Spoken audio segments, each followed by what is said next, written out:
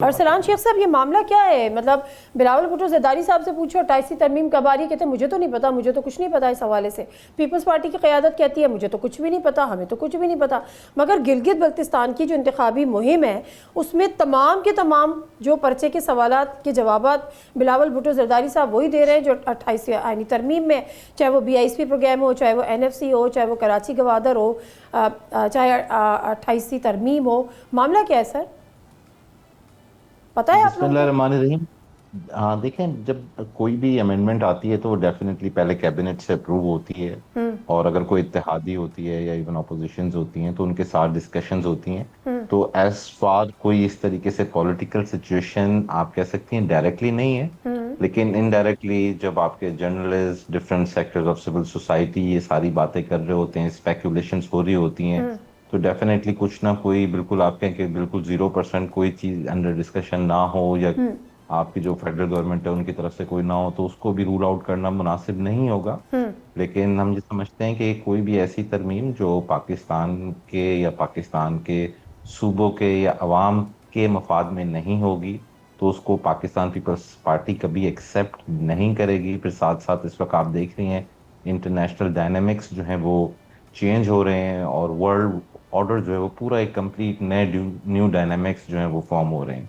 तो कोई ऐसी चीज जो आपकी रियासत या आपकी इस वक्त जैसे आप कहेंगे कि की कंसर्न ऑफ द स्टेट्स के ऊपर होगी तो उसके ऊपर पार्लियामेंट में डिस्कशंस होंगी, कैबिनेट से यकीनन होंगी, उसका अप्रूवल देखिए होगा। यकीनन होंगी, जाहिर सी बात है, कंसेंसस के बगैर तो PMLN की गवर्नमेंट कुछ कर भी नहीं सकती। खेलदार साहब ज़रा फरमाइएगा, ये जो सारा मुद्दा है 28वीं मुझे तरमीम, आवाज आ रही है आपकी? ठीक है, ये जो सारा मुद्दा है 28वीं तरमीम का, 28वीं आईनी तरमीम का, बिलावल भुट्टो जरदारी की तकारीर से और PMLN के बयानात से लगता तो यही है कि अब आई और तब आई। ज़रा बताएं कब तक आ रही है? बहुत शुक्रिया, आपने अपने प्रोग्राम में मदऊ किया। 28वीं तरमीम मैं ये नहीं कह सकता कि नहीं आएगी, मगर जो बातें की जा रही है मीडिया पे खुसूसन या जो अफवाहें हैं, ऐसी कोई डिस्कशन हुकूमत के अंदर नहीं है, ना हमारी पार्लियामानी पार्टी में, ना हमारे काबीना में कोई मसवदा आया है। इवन हमारे लॉ मिनिस्टर आजम नज़ीर तारड़ साहब भी कुछ दिन पहले फरमा चुके हैं कि कोई इस तरह की, मैं खुद मीडिया से देख रहा हूँ, तो ये जो सूबों के हवाले से गैर जिम्मेवाराना बात की जा रही है कि सिंध में इतने सूबे बनेंगे, पंजाब में बनेंगे, पाकिस्तान में ये सूबे चाहिए, कराची को अलग किया जा रहा है, तो ये सब मैं समझता हूँ इसका हकीकत से कोई ऐसा ताल्लुक नहीं है, ना कोई ऐसी डिस्कशन है, ना हमने सुनी है। तो अगर ये सब कुछ नहीं है तो फिर 28वीं तरमीम में क्या है सर? की ख्वाहिशें हैं, मुख्तलिफ लोग बात करते हैं। ओके, देखें, 28वीं तरमीम में जिस तरह 26 और 27वीं तरमीम में MQM का एक बिल था मकानी इदारों के हवाले से, वो हमने कहा था कि हमारे काबीना का भी फैसला था कि आइंदा, फिर हम पीपल्स पार्टी ने उस वक्त पे इख्तलाफ किया था, जब पीपल्स पार्टी कोई इत्तेफाक करेगी तो वो चीज़ें होगी या कोई ज़रूरत पड़ेगी कि 28वीं तरमीम लाई जाए या कोई और चीज़ें होगी, तो मैं समझता हूँ वक्त से पहले बात करना, इस तरह की गैर ज़िम्मेवाराना गुफ्तगू करना और अपनी अपनी ख्वाहिशात को उससे जोड़ना, ये मुनासिब बात नहीं है। और मेरा भी ताल्लुक सिंध से है, मैं भी काबीना का रुकन हूँ। मैं समझता हूँ सिंध की आवाम जो है, मैं भी सिंध का बासी हूँ, तो सिंध की आवाम दो मामलात पे, पानी का मामला हो या सिंध की तकसीम, सिंध की 1 इंच ज़मीन, उस पर सिंध की आवाम, ये कोई पीपल्स पार्टी का सिर्फ अकेले का मसला नहीं है, ये सिंध के 6 करोड़ आवाम के फ्यूचर का मसला है। तो इस पर मैं समझता हूँ आइन में जो चीज़ें तय है कि किस तरह किसी सूबे को अगर ज़रूरत है तो उस सूबाई असम्बली से करारदाद आती है, तो ये चीज़ें एक मैं समझता हूँ इससे इस तरह गुफ्तगू करने के बजाय ये मसाइल हैं। ये बात आप बिलावल भुट्टो जरदारी के लिए कह रहे हैं क्योंकि ये वो सारी इलेक्शन कैंपेन चला रहे हैं। मगर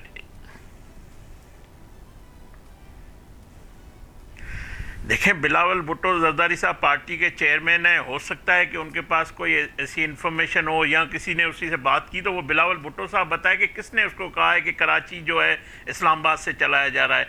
तो मैं समझता हूँ बिलावल भुट्टो साहब ऐसे तो बात नहीं कर सकते कि ये कोई आम शहरी तो नहीं है या कोई ऐसी उसकी ख्वाहिश तो नहीं हो सकती। अगर उसके खदशात हैं तो बता दें कौम को सामने।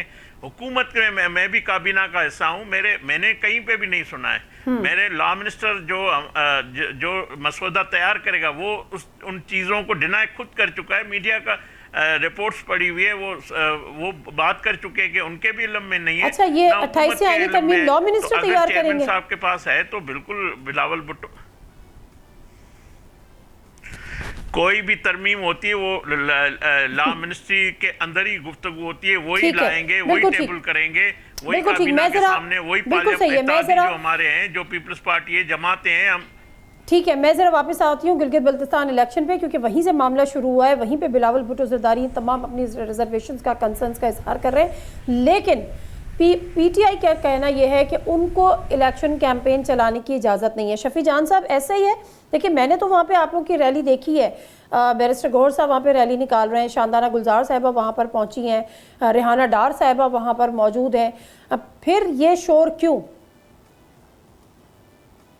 सबसे पहले आपका शुक्रिया। जहां तक गिलगित बल्तिस्तान के इलेक्शन की बात है, ये शोर इसलिए है कि वहां पे जुनैद अकबर खान साहब जाते हैं तो गिरफ्तार हो जाते हैं, शाहिद खटक साहब जाते हैं तो गिरफ्तार हो जाते हैं, असद कैसर साहब जाने की कोशिश करते हैं, इस्लामाबाद ट्रैफिक एयरपोर्ट की ट्रैफिक बंद कर देते हैं, सलमान अकरम राजा साहब जाते हैं तो पुलिस आगे आ जाती है, रैली निकालते हैं तो पुलिस आ जाती है, जलसा करते हैं तो पुलिस दवा बोल जाती है, तहरीक इंसाफ का परचम इनको कहीं नजर आता है तो वो काट के फेंक देते हैं।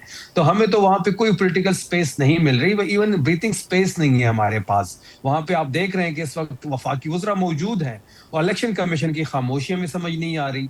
किस तरह की वफाकी वजीर जो है वो गिलगित बल्तिस्तान के इलेक्शन कैंपेन में हिस्सा ले सकता है? लैपटॉप बांटे जा रहे हैं, तरक्याती पैकेजेस अनाउंस हो रहे हैं, फिर बिलावल साहब वहां पे मौजूद है, आसफा साहिबा वहां पे मौजूद है, वो कैंपेन को लीड कर रहे हैं। लेकिन तहरीक इंसाफ के लिए हालात बिल्कुल मुख्तलिफ है। एक रियासत दो दस्तूर की जो बात हम करते हैं, ये वो एक रियासत दो दस्तूर है, जहां पे बाकी पार्टियों के लिए एक किस्म की कानून है और तहरीक इंसाफ के लिए दूसरा कानून है। लेकिन अमलन तौर पे हम इलेक्शन जीत चुके हैं।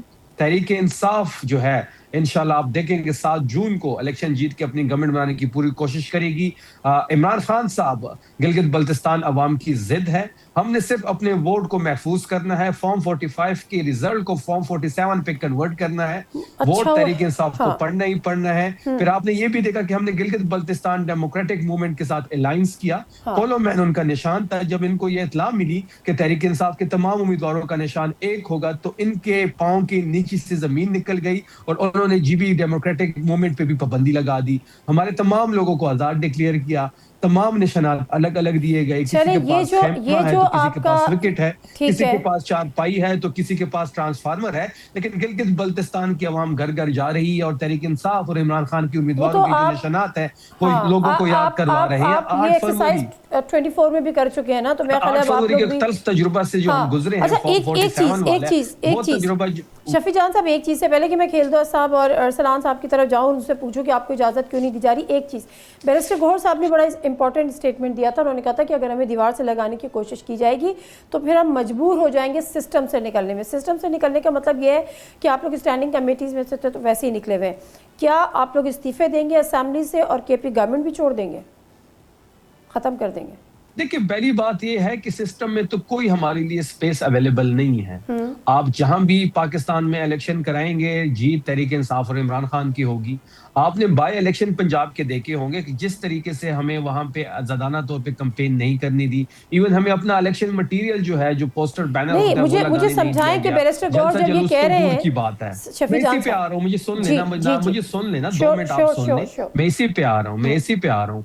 जहां तक बैरिस्टर गौहर की बात है तो आपने गिलगित बल्तिस्तान की में भी देख लिया कि जिस तरीके से तहरीक इंसाफ के साथ जो बर्ताव हो रहा है, और ये दानली की मुतरातिफ है कि आप एक पार्टी को कैंपेन के लिए नहीं छोड़ रहे हैं।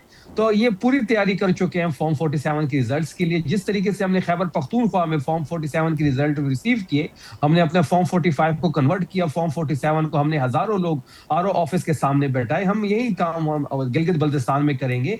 इस मैकेनिज्म पे हम काम करें कि वोट तो पढ़ना ही पढ़ना, तहरीक इंसाफ को महफूज करना है। बैरिस्टर गौहर साहब जो कह रहे हैं वो इशारा दे रहे हैं। इशारा यही है कि इस सिस्टम से हमें निकलना बाहर पड़ेगा, क्योंकि अब फैसला जो है वो सड़कों पे होगा। हमने तो हर चीज ट्राई कर ली, धरना दिया सुप्रीम कोर्ट के सामने, हाई कोर्ट के सामने, अडयाला के सामने, कोर्ट्स में गए, पीएम से बात की, सीएम को खत लिखा, चीफ जस्टिस को कॉल्स की, हमारे पिटीशन नहीं लगाए जा रहे, ठीक है। खान साहब तक रिसाई मुमकिन नहीं है, तभी सहूलत नहीं मिल रही, आइसोलेशन में है, तो इस सिस्टम से बाहर निकलने की वो इसलिए बात कर रहे हैं। सब्सक्राइब करें और बेल दबाएं ताकि कोई खबर रह न जाए।